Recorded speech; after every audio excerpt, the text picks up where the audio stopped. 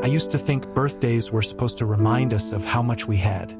That night, I've been so mine scared of reminded me losing how you. quickly everything I could have loved you disappear. for years. My apartment was warm, crowded, and brighter than usual. Strings of small I can't golden keep lights pretending hung anymore. above the windows, making the I room have feel been in love with softer you than for it really years. was. Music played quietly beneath the voices of friends, and the smell of pizza, vanilla cake, and coffee filled the air. It should have been perfect. And for the first few hours, it was. I was 29, which felt old enough to understand myself but still young enough to make the same mistakes I had made at 19. My friends kept telling me that I was overthinking it. Maybe they were right. I had spent most of the afternoon cleaning things that were already clean. I moved the same chair 3 times. I checked the refrigerator twice. I even changed my shirt before anyone arrived. Then Caleb showed up. He always arrived early. That was one of the strange little things about him. Caleb Mercer had been my best friend for almost 11 years, and somehow he had become part of my life so completely that I barely remembered what it felt like before him. He knocked twice. Then, without waiting, he opened the door. "Happy birthday," he said. He was holding a small paper bag in one hand and a coffee in the other. "You're early." "You're surprised." "Not really." He smiled. That smile had always done something to me that I had never been brave enough to examine. Caleb stepped inside and looked around. "You cleaned." "I always clean." "You cleaned the windows." I glanced toward them. "You noticed." "I noticed things." He said it casually. I didn't know then how much that sentence would stay with me. Caleb handed me the coffee first. "Your usual." I looked at the cup and laughed softly. "You remembered?" "I've remembered for years." It was such a simple thing. But that was Caleb. He remembered everything. My coffee order. My favorite movie. The song I played whenever I couldn't sleep. The fact that I hated balloons because one had exploded beside me when I was 7. He remembered the details I forgot about myself. I took the paper bag from him. "What is this?" "Your present." "I told you I didn't need anything." "I know." Inside was an old-fashioned metal keychain. I stared at it for several seconds. It was shaped like a tiny silver record player. My throat tightened. "You kept this?" Caleb shrugged. "Remember the record store downtown?" I nodded. We had gone there during our first year of friendship. We'd spent 3 hours arguing about music and had barely bought anything. "I found it in a box last month," he said. "Thought you'd like it." I turned the keychain over in my fingers. It wasn't expensive. That was what made it matter. Caleb had remembered something that happened 11 years ago. He had remembered because it mattered to him. I looked up. "Thank you." His expression softened. "Of course." For a moment, neither of us spoke. There was something quiet between us. Something I didn't understand. Something I was becoming increasingly afraid to understand. Then the doorbell rang again. The moment disappeared. By 8 o'clock, the apartment was full. People were laughing in the kitchen. Someone had started arguing about which movie we should watch later.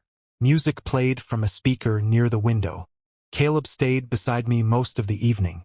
He didn't need to. He simply did. Whenever someone pulled me into another conversation, I would eventually find him nearby. Sometimes our eyes met across the room. Sometimes he smiled. Sometimes he looked away first. I told myself it meant nothing. It had always meant nothing. At least that was the story I had told myself for years. Then someone mentioned how Caleb had practically become my permanent roommate without ever paying rent. Everyone laughed. Caleb rolled his eyes. "I don't live here." "You practically do," Jordan said. Jordan Hayes was standing near the kitchen counter, holding a drink and watching us. I laughed. "Caleb has probably spent more nights here than I have." "That is not true," Caleb said. "It absolutely is." "Name 3. "Last winter." "That was 1. "The week my heater broke." "You stayed at my place." I paused. "Fine. You win." Everyone laughed again. Then Jordan grinned. "Honestly, Mason, I'm surprised you two haven't figured out how to share a bed yet." A few people laughed louder. Caleb went quiet. I noticed. I should have stopped there. I should have looked at him and understood that something had changed in his face. Instead, I made the worst decision of the night. Trying to keep everyone laughing, I said, "Trust me." After seeing his size, I'd need a bigger bed. The room exploded with laughter. For 1 second I laughed too. Then I looked at Caleb. He wasn't laughing. His face had gone completely still. The smile had disappeared from his eyes. He lowered his gaze. Someone made another joke, but I barely heard it. "Caleb?" He looked at me. There was no anger in his expression. That somehow made it worse. There was hurt. Quiet, controlled hurt. "I need some air," he said. Then he walked toward the door. I followed him a few seconds later. Outside, the night was cold. The street was quiet except for distant traffic and the soft hum of the city. Caleb stood beneath the apartment building's light with his hands in his pockets. "Hey!" He didn't turn around. "Caleb, I'm sorry." "You don't have to apologize." "Yes, I do." He finally looked at me. "I was joking." "I know." His voice was calm. Too calm. "You didn't mean anything by it." "I didn't." He looked away. For a moment, I thought he might smile and tell me it was fine. He didn't.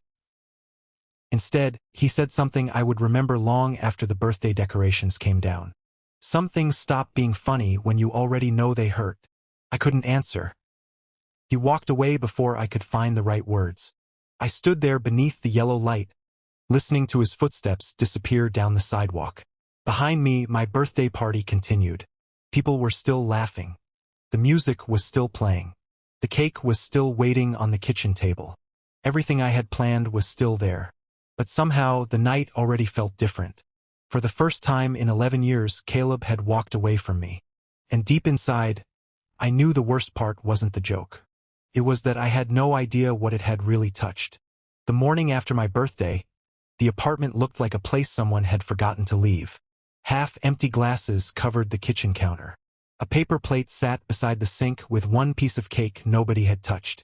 The golden lights still hung around the windows, but they no longer made the room feel warm.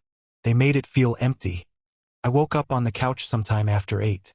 For several seconds, I forgot what had happened.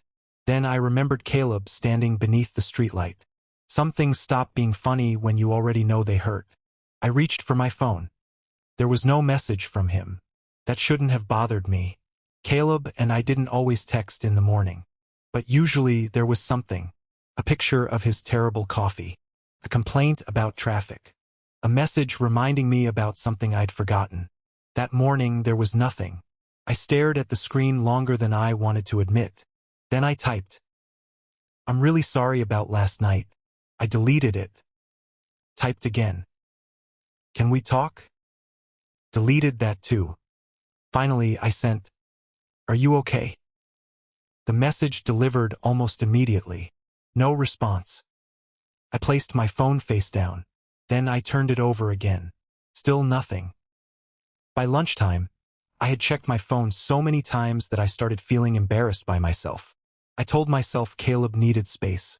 That was fair. I had embarrassed him in front of everyone. Maybe he needed a day. Maybe 2. But something inside me kept insisting this was different. Caleb had forgiven me for worse things. Not cruel things. Just careless ones. Years ago, I had forgotten an important dinner with him because of work. He had been disappointed, but he forgave me. Another time, I had disappeared for 3 days after a difficult breakup. Caleb had simply shown up at my apartment with groceries. He never asked me to explain. He just stayed. That was Caleb. He stayed. Until now. 2 days passed. Then 3. I saw him at a coffee shop near our neighborhood on Wednesday. I almost walked past him. He was sitting beside the window, reading something on his phone. For a second, I felt relieved. Then he looked up. Our eyes met. His expression changed. Not dramatically. Just enough. The warmth disappeared. I walked toward his table. "Hey! Hey!" His voice was polite. Polite. I hated that word suddenly. Can I sit? He hesitated. Then he nodded. I sat across from him. For a few seconds, neither of us spoke. I've been trying to reach you. I know. Are you angry? Caleb looked down at his coffee. No. That answer hurt more than anger would have. I want to apologize properly. You already did. I don't think I did. He looked at me. You said you were sorry. I said the words. And I didn't understand why you were hurt. Something shifted in his expression. For the first time, he looked tired rather than distant. That is the problem, Mason. My chest tightened. I thought it was just an embarrassing joke. It wasn't just the joke. Then what was it? He looked toward the window. People were walking past outside. A woman held an umbrella against the rain. A delivery driver hurried toward a parked car. Normal life continued around us. Caleb finally said, You made me feel like I was something you could laugh about. I swallowed. I never thought of you that way. Maybe not consciously. His voice remained soft. But that's how it felt. I wanted to reach across the table. I didn't. Something told me I had lost the right to assume closeness. What can I do? I asked. He looked at me for several seconds. Give me some time. I nodded. Okay. He stood. Before leaving, he paused beside my chair. Mason. Yeah. I'm not trying to punish you. I know. I just need to remember that I can trust you. Then he walked away. I sat there alone. That sentence followed me home. I need to remember that I can trust you. Trust. I had always thought Caleb trusted me completely. Maybe that had been the problem. I had taken it for granted. That evening, I opened an old box beneath my bed. I wasn't sure what I was looking for. Maybe answers. Maybe proof that I hadn't imagined everything between us. Inside were photographs, old movie tickets, birthday cards, and pieces of our shared history. I found a picture from our first year of friendship. We were standing outside the record store. Caleb was laughing. I remembered taking that picture. I remembered thinking he looked happy. Then I found another. Caleb sitting beside me at the hospital after my mother had been sick. Another showed us at the beach. Another showed us asleep on opposite ends of my couch after watching movies all night. I stared at that picture for a long time. Something uncomfortable moved through me. I'd always called it friendship. But suddenly the word seemed too small. I remembered how Caleb looked at me sometimes. How quickly he noticed when I was upset. How his voice softened whenever we talked about the future. I remembered one night 6 months earlier when we had been sitting on my balcony. He had asked, Do you ever wonder what your life would look like if you stopped being afraid? I had laughed. I thought he was talking about my career. Now I wasn't so sure. The next afternoon, Jordan came by my office. He leaned against the doorway. You and Caleb still fighting? We're not fighting. Looks like it. I kept working. It's complicated. Jordan watched me for a moment. Then he said, He always takes things too seriously. I looked up. What does that mean? Nothing. Jordan. He shrugged. Caleb has always been sensitive about certain things. My stomach tightened. What things? Jordan smiled faintly. You know. No, I don't. He looked away. Forget it. I closed my laptop. Did Caleb tell you something? No. Then why are you saying this? Jordan sighed. Because I've heard him talk about you. My heart started beating faster. What did he say? Jordan looked at me. Nothing you want to hear. I waited. He didn't continue. Jordan. He cares about you more than you realize. I stared at him. What does that mean? Jordan picked up his phone. I have work. Then he left. I sat there, unable to concentrate. That evening I called Caleb. He answered after several rings. Hello. His voice was quiet. Can we talk? A pause. About what?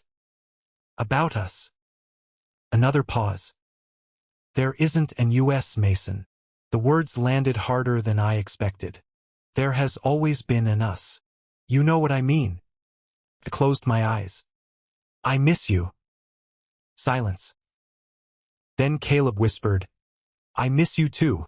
For one brief second, hope returned. Then he said, That's why this hurts. My throat tightened. Caleb. It wasn't just that you embarrassed me. Then what was it? His breathing changed. When he finally answered, his voice was almost a whisper. Because I thought I was safe with you. I couldn't speak. He continued. I thought you were the one person who would never make me feel ashamed of being myself. I'm sorry. I know. Then please tell me what I can do. You need to understand something first. What? His voice trembled. I wasn't laughing because it was funny. I sat completely still. What do you mean? Caleb took a breath. I was laughing because I didn't know what else to do. Then the call ended. I stared at my phone. For the first time, I wondered whether the person I thought I knew best had been hiding something from me for years. And worse, I wondered whether I had been too afraid to see it. For 3 days after that call, I couldn't stop thinking about Caleb's last words. I was laughing because I didn't know what else to do. Every time I remembered them, something inside me tightened. I tried working. I tried sleeping. I even went to the gym and stayed there longer than necessary, hoping exhaustion would silence my thoughts. Didn't. By Friday afternoon, I knew I couldn't keep waiting. So I went to the one place where Caleb and I had always been able to talk. The park near the river. We had discovered it during our first year of friendship. There was an old wooden bench beneath a wide maple tree, facing the water. Caleb was already there. He sat with his hands folded between his knees. When he saw me, he didn't smile. But he didn't leave either. That gave me enough courage to sit beside him. For several seconds, we watched the river. The afternoon light moved slowly across the water. I didn't know you'd come, he said. I didn't know if you'd want me to. I almost didn't. I nodded.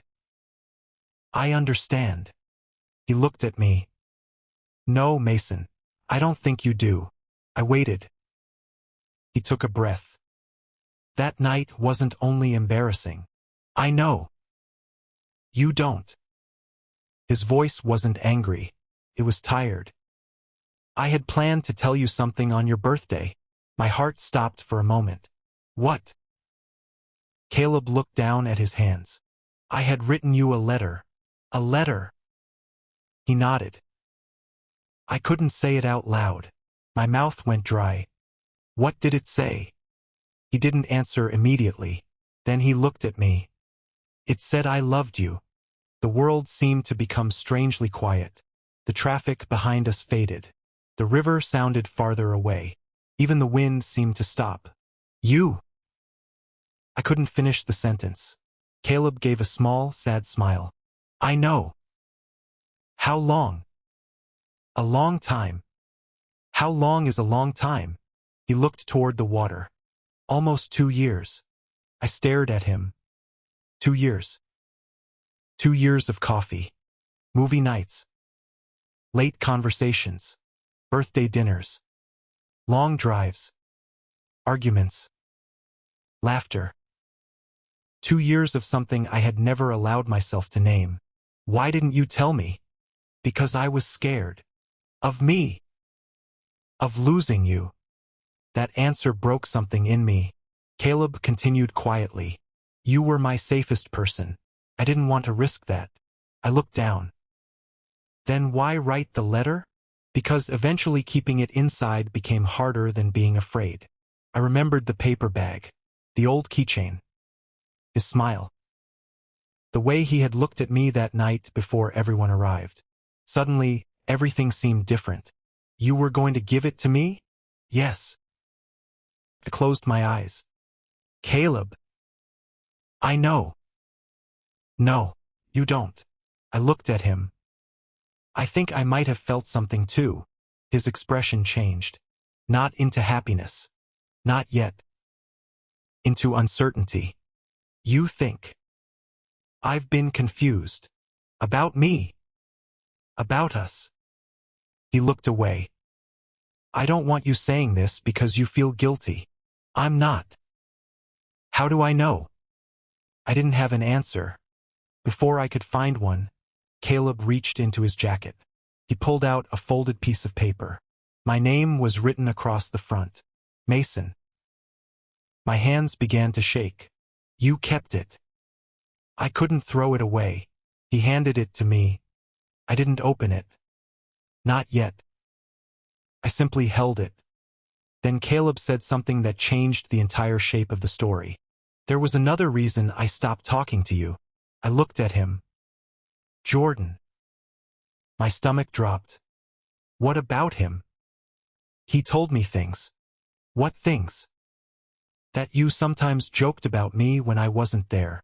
That isn't true. I know that now. I stared at him. What did he tell you? Caleb hesitated. He said you thought I was too dependent on you. I never said that. He said you were embarrassed by how close we were. I never said that either. He said you had told people that you would never date someone like me. I felt anger rise through my chest. I didn't say that. I know. You believe me? I do now. Why? Caleb looked at me. Because I finally asked him. My heart sank. What did he say? He admitted he had exaggerated everything. I sat back. Why? Caleb looked toward the river. Because he wanted me away from you. I understood before he finished. Does Jordan have feelings for me? Caleb nodded. He admitted it. For several seconds I couldn't speak. All those strange comments. All those little attempts to make me question Caleb. All those times Jordan had suggested that Caleb was too emotional or too dependent. Suddenly they made sense. He said he thought you were choosing me over him. I rubbed my forehead. This is unbelievable. I know. I trusted him. So did I. The silence returned. This time it felt heavier. I looked at Caleb. I'm sorry. He shook his head. Don't apologize for something Jordan did. But I still hurt you. Yes. His honesty cut deeper than anger. I nodded slowly. I did. You did. The river moved quietly beside us. Then Caleb reached for the letter again. You should read it. I unfolded the paper. His handwriting was neat, careful. The first line made my chest ache.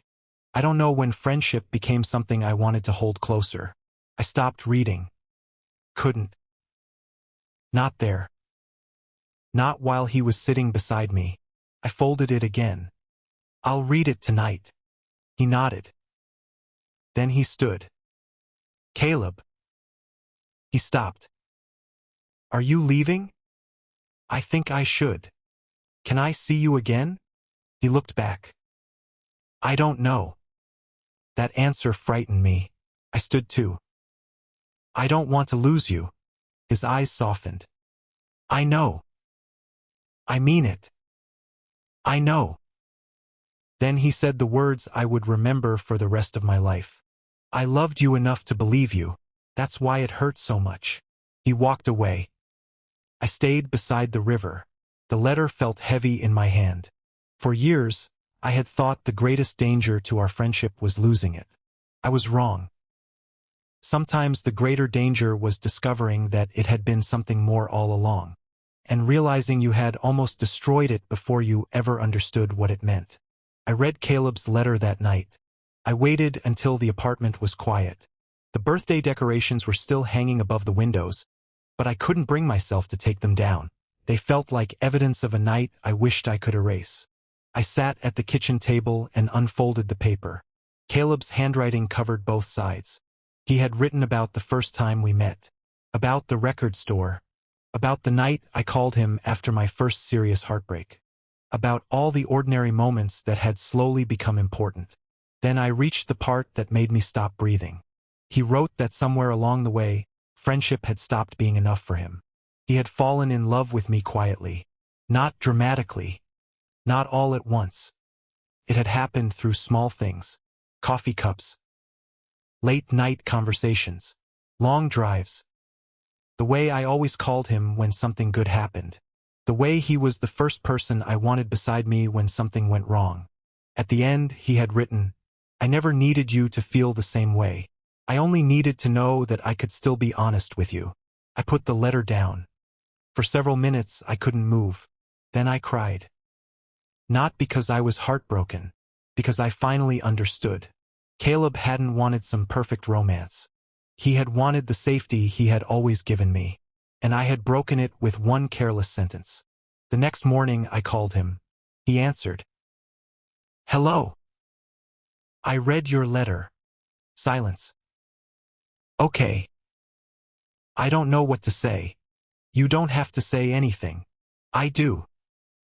He waited. "I was wrong." His voice softened. "About what?" "About thinking I understood what you needed." I looked through the window. Morning light spilled across the kitchen floor. "I thought you were just my best friend. And now—" I closed my eyes. "Now I'm wondering why I spent years pretending that was all you were." Caleb didn't respond. I could hear him breathing. "I don't want you to answer me right now," I said. "I don't want you to forgive me because I finally understand." "Then what do you want?" "I want to become someone you can trust again." He was quiet for a long time. "That won't happen quickly." "I know. And I can't promise where this goes." "I know." "Are you sure?" "Yes." For the first time, his voice carried something warmer. "Okay." It wasn't forgiveness. But it was a beginning. The following weeks were difficult. We didn't suddenly become a couple. We didn't suddenly forget what happened. Instead, we learned how to speak again. Sometimes we talked for an hour. Sometimes only 10 minutes. Sometimes Caleb needed space and I gave it to him. That was harder than I expected. I had spent years believing that love meant holding on. Now I was learning that sometimes love meant knowing when to step back.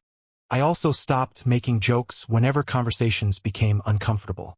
I hadn't realized how often I used humor to hide. If someone asked how I felt, I laughed. If something frightened me, I made a joke.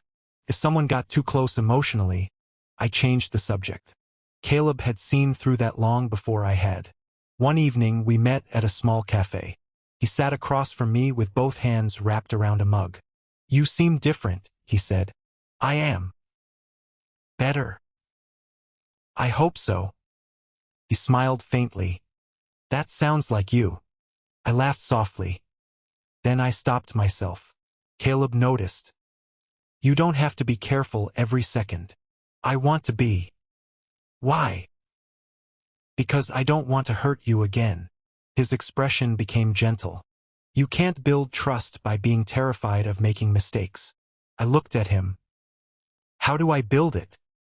"By being honest." "I can do that." "Even when honesty is uncomfortable?" I nodded. "Especially then." He smiled. That smile felt familiar, but somehow it felt different now. A week later, we met at the park. The same bench. The same river. The same tree. Caleb sat beside me. For a while, neither of us spoke. Then he asked, "Are you still confused?" I smiled. "A little." "About me?" "No." I looked at him. "About myself." He waited. "I've spent years telling myself I knew what I wanted. And I was wrong." Caleb looked down. "What do you want now?" I took a slow breath. "You." His eyes lifted. I continued before fear could stop me. "But I don't want you because I feel guilty." He watched me carefully. "I want you because when you stopped talking to me, I realized how much of my life was built around you." He looked away. "I missed you." "I missed you too. I missed the way you complain about my coffee." He smiled.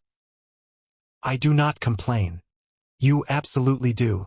That coffee is terrible. I laughed. This time, neither of us was pretending. The laughter faded naturally. Then I reached for his hand. I stopped before touching him. Can I? Caleb looked at my hand, then at me. He slowly placed his hand in mine. His fingers were warm. Neither of us said anything. It wasn't dramatic. There was no music. No perfect speech.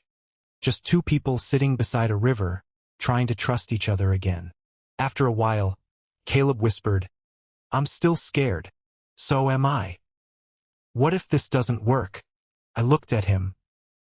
"Then we don't pretend it did." He nodded.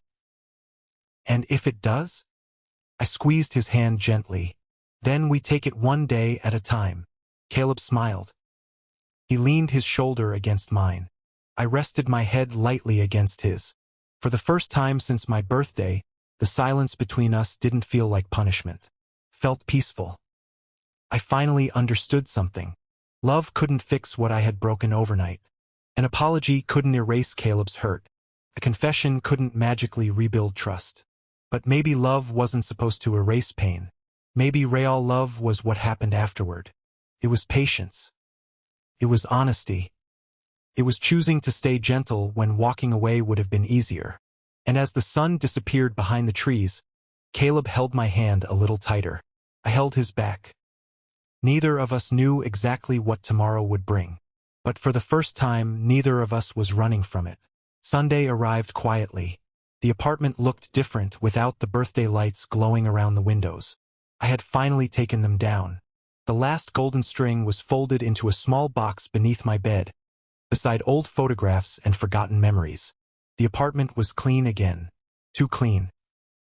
For the first time in years, I was spending a Sunday without Caleb. Usually, he would arrive sometime before noon. He would complain about my coffee. He would open the refrigerator without asking. Then he would sit on my couch as if the apartment belonged to him. That morning, I kept expecting the knock. It never came. I made coffee for one. I watched the rain slide down the window, and for the first time, I understood what the title of my own birthday had really come to mean. By Sunday, I had nothing left at all. Not my pride. Not my excuses. Not the comfortable friendship I had taken for granted. All I had left was the truth. I loved Caleb. And I had hurt him. Both things could be true. Around noon, someone knocked. I froze. For a moment, I was afraid to open the door. Then I heard his voice. "Mason." I opened it. Caleb stood in the hallway wearing a dark jacket, his hair slightly damp from the rain. He held a small paper bag. I stared at him. "Hi." "Hi." Neither of us moved. Then he lifted the bag. "I brought something." I stepped aside. "Come in." He walked into the apartment. For a few seconds, we simply stood there. Felt strangely familiar. And completely new. Caleb placed the bag on the kitchen table. "I found this in my closet." He pulled out a small box. My birthday gift. The one I had received before everything fell apart. "You already gave me this." "I know." He smiled softly. "I thought you should have it again." I opened the box. Inside was the little silver record player keychain. I touched it carefully. "Why?" "Because it reminds me of who we were." I looked at him. "And who we are?" Caleb paused. "I don't know yet." The honesty didn't frighten me anymore. Comforted me. I nodded. "That's okay." We sat at the kitchen table. Rain tapped softly against the windows. Caleb looked at his hands. "I've thought about leaving completely." My chest tightened. "I know. I thought it would be easier. Maybe it would." He looked at me. "But I couldn't." I swallowed. "Why?" His eyes met mine. "Because losing you hurt more than I expected." I felt tears gather. "I don't want you to stay because you're afraid of losing me." "I'm not." "Then why?" Caleb smiled faintly. "Because I still love you." The words were quiet, but they changed everything. I reached across the table. This time I didn't ask. I simply placed my hand near his. He closed the distance himself. His fingers slipped between mine. Warm. Careful. Real. I love you too, I said. Caleb looked down at our hands. Then he laughed softly. What? Nothing. You're laughing. I know. Why? Because I waited 2 years to hear that. My eyes filled again. I wish I had understood sooner. So do I. I'm sorry. I know. We sat there for a long time. No dramatic promises. No perfect ending. Just two people finally saying the things they had been afraid to say. Later that afternoon, we walked to the river. The rain had stopped. Everything smelled clean. Wet pavement. Trees. Cold air. We sat beneath the same maple tree. Caleb rested his shoulder against mine. Do you regret that birthday? I thought about it. Yes. Every part. No. I looked at him. If that night hadn't happened, I might never have understood what I was losing. Caleb was quiet. Sometimes people don't realize the value of something until they're forced to imagine life without it. He nodded. That doesn't make the hurt okay. No. It just means something good came after it. I smiled. Something very good. He leaned closer. Our foreheads touched. The moment was gentle. There was no rush. No need to prove anything. Just warmth. Just trust slowly returning. And somehow that was more romantic than anything I had imagined. We didn't become perfect after that Sunday. There were still difficult conversations. There were still moments when Caleb became quiet because an old fear returned. There were moments when I worried that one wrong word might undo everything. But we learned. We talked. We listened. We chose patience. Months later, we returned to the record store from our first year of friendship. The same wooden floor. The same dusty shelves. The same little bell above the door. Caleb looked around. Still smells the same. I smiled. Like old records and bad decisions? He laughed. Mostly bad decisions. I reached for his hand. He took it. We walked through the store together. There was something peaceful about that ordinary moment. No grand declaration. No audience. No birthday party. Just us. Two people who had almost lost each other. Two people who had learned that love was not always about finding someone perfect. Sometimes it was about finding someone worth becoming better for. That night, we returned to my apartment. I made coffee. Caleb took one sip and frowned. Still terrible. I laughed. You're impossible. You love me. I looked at him. Yes. His expression softened. I love you too. And that was how our story changed. Not with a perfect birthday. Not with a dramatic confession. But with a mistake. An apology. Painful truth. And two people who decided that what they had was worth rebuilding. I used to think losing everything meant having nothing left. Now I know better. Sometimes everything has to fall away before you can finally see what mattered. By Sunday, I had lost my excuses. I had lost my pride. I had even lost the easy version of our friendship. But I hadn't lost Caleb. Not completely. And this time I wasn't going to take him for granted. Because some people enter your life quietly. They become your safest place before you even realize you were looking for one. And sometimes, love isn't the thing that saves you from breaking. Sometimes love is what teaches you how to put the pieces back together. If this story touched your heart, remember this: the people we love deserve honesty, kindness, and the courage to be vulnerable. And sometimes, the most beautiful second chance begins with simply saying, I finally understand what you mean to me.